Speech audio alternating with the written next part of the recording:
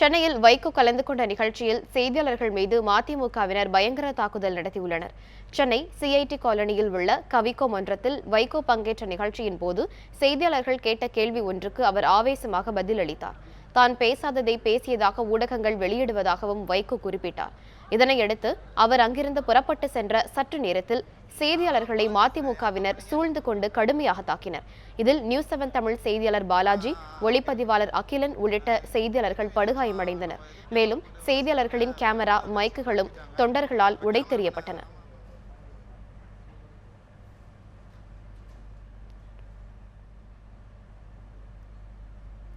செய்தியாளர்களை தாக்கிய நபர்கள் அடையாளம் காணப்பட்டுள்ளனர். அதில் ஒருவரது வீடியோ காட்சியை இப்போது பார்க்கலாம்.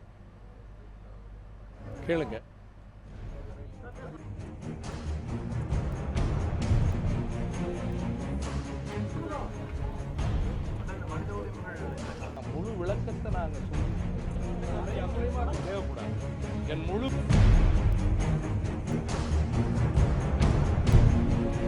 விளக்கத்தை அந்த கூட்டத்தில் சொல்லியிருக்கு. உரிமைகள் கொடூரமாக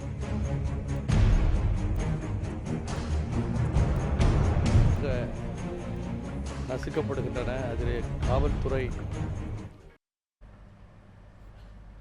இதனிடையே இத்தாக்குதல் சம்பவம் ஊடகங்களின் சுதந்திரத்தை பறிக்கும் செயல் என்றும் தாக்குதலில் ஈடுபட்டவர்கள் மீது கடுமையான சட்டப்பிரிவில் நடவடிக்கை எடுக்க வேண்டும் என்றும் தமிழ்நாடு ஊடகவியலாளர்கள் சங்கம், மாற்றத்திற்கான ஊடகவியலாளர்கள் மையம் உள்ளிட்ட பல்வேறு பத்திரிகையாளர் அமைப்புகள் வலியுறுத்தியுள்ளன.